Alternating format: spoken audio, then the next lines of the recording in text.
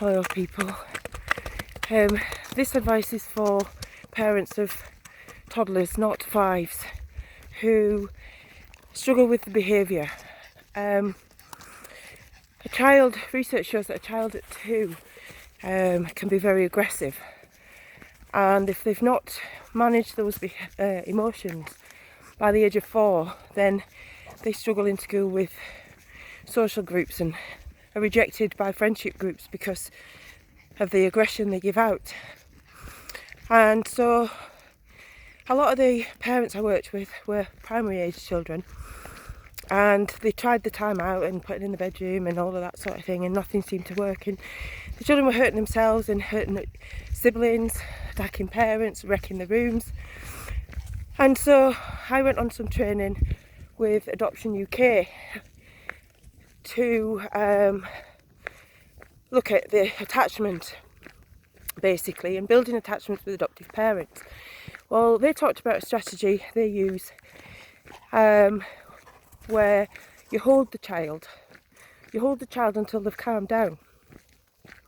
So I thought, well, that's wonderful, this is a strategy that Adoption UK is teaching, and so I integrated it into my parenting work.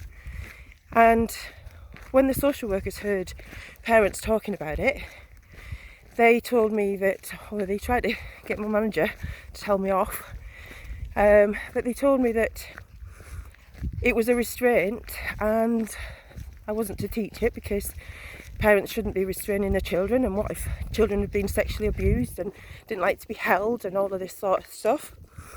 Well, my answer to that was, if an adoptive parent can hold a child in that way, then a natural parent should have the right to do so too, especially. And obviously I'm reaching out to those parents who haven't sexually abused their children and have no intention of doing so, never, brought their children to any harm, but just find it difficult to deal with the temper tantrums, because that's basically what it is. And believe you me, if they don't get a handle of the temper tantrums at that age, they'll be having them in the teenage when the brain reshuffles again. So I wanted to share this strategy, since a lot of families are at home with the children, and they go to daycare and everything from a very young age now, and parents kind of are losing those skills, or have not been taught them in the first place because they've not had to do it, or somebody in the school's telling them how to do it, and it doesn't kind of work from a textbook, if you see what I mean. And they certainly won't be telling you to hold on to your child. Well, the strategy that I'm going to talk about, I called it time in with the parents. I know we were given super nanny and told time out, let the kid just wreck the room or empty the room and let the kid kick off and get the temper out. Well, that's fair enough if the child's too big to deal with, but for me, a young child, they need to be held, for one. And I know some parents will say, well, my child hates being held, they have done from birth. Well, that's more reason to use time in, because they're not giving you a cuddle and you're not giving them a cuddle, but you're holding them and they have that bodily contact. So it's really important, and it sends a strong message. And the message for me that it sends out is that I'm your parent. I can see the pain you're going through, I can see the upset you're going through, I can see the anger coming out of you. So what I'm going to do, I'm going to hold on to you until you feel better. I'm not going to give in to you crying and you whinging and you pleading. I'm just going to repeat what you need to know for the duration, however long it takes. And at the end of it, you're going to feel safe, loved. There's no punishment. It's not giving in to bad behaviour. I'm just thinking of all the comments, questions I used to get about it.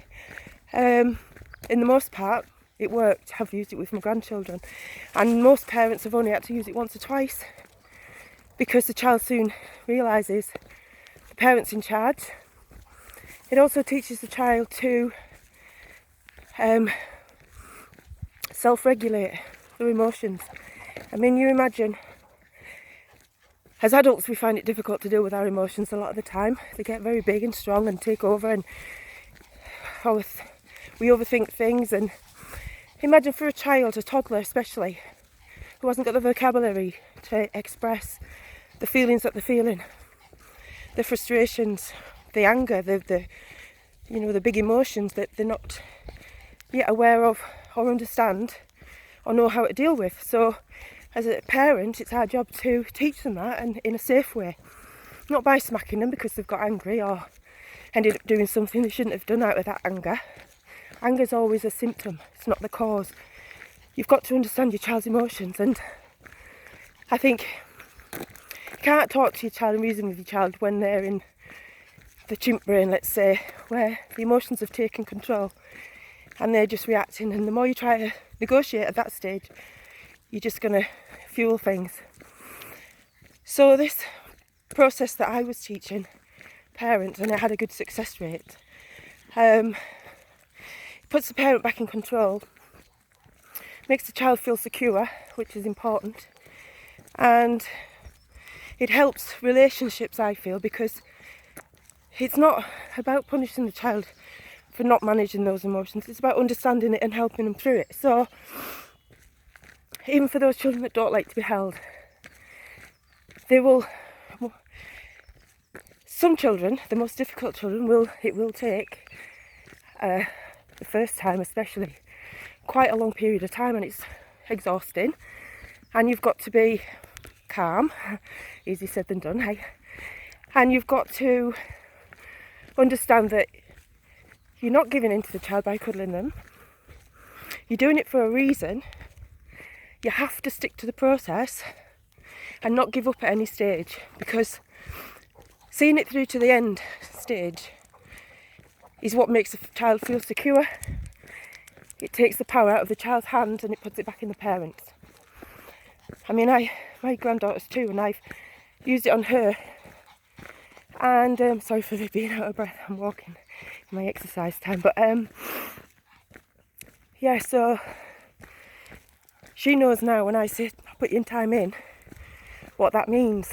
And all that means is she sits on my knee, she doesn't get to move off my knee while she's creating, while she's highly emotional, and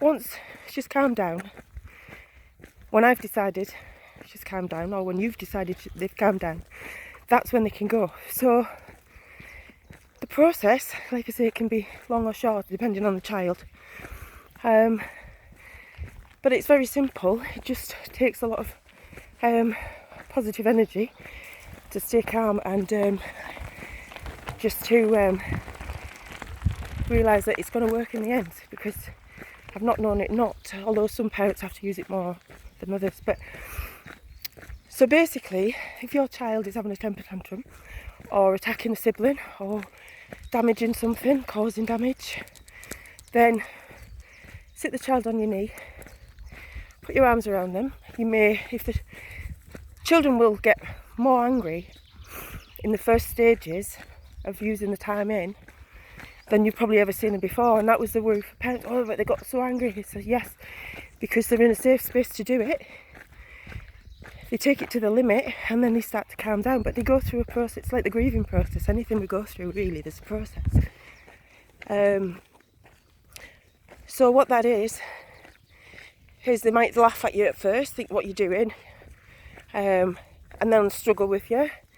They might start trying to attack you, get it free. Then they'll say that they can't breathe or you're hurting them, or, well, if they're talking, they're breathing, and if you don't have to hold on to them tightly, you just have to protect yourself from them lashing out. So safely hold their arms and legs or their head, whichever, and keep reassuring them the whole process. One sentence, I'll let you go when you calm down. And the reason you only use that sentence is because that's what you want them to do. That's when the end point is. There's an end to it. They know that, they might not know in the first turn of it that you're going to let them go once they've calmed down. They'll tell you that they've calmed down, which they haven't, because you'll know when they've calmed down, because their body goes limp, they relax, they expel all that energy, that negative energy. And so they'll struggle, they'll attack you, they'll cry, they'll say they're thirsty, they'll say they're too hot, they'll say you're hurting them, whatever. Trying to negotiate with you. You just have to keep repeating, I'll let you go when you've calmed down.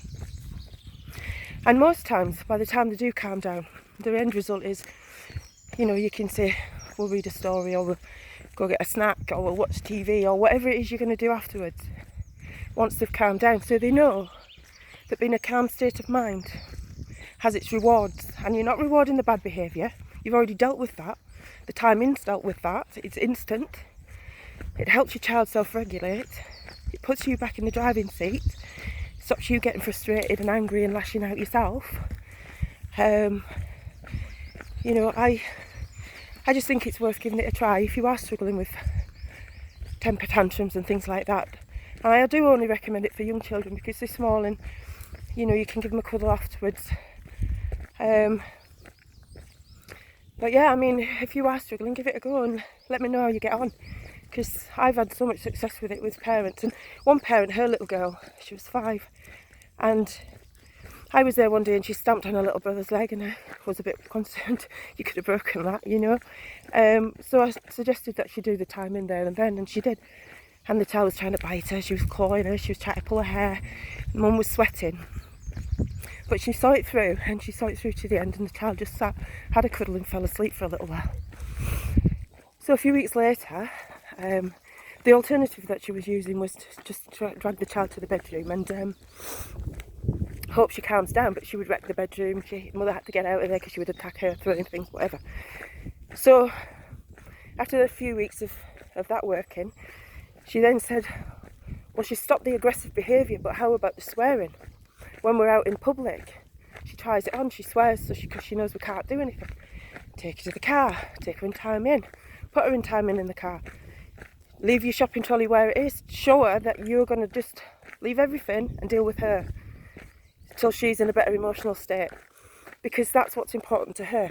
And the more the child learns to self-regulate, that warning, do you want a time in? You're not isolating them, you're not sending them to a room, you're not rejecting them because you can't deal with the behaviour. You're dealing with it there and then. And the child knows that, and they feel secure because you're not trying to hurt your child. And if anybody out there wants to use this method as a way of, some abusive somewhere, well, you'll just spend the rest of your time in hell as far as I'm concerned.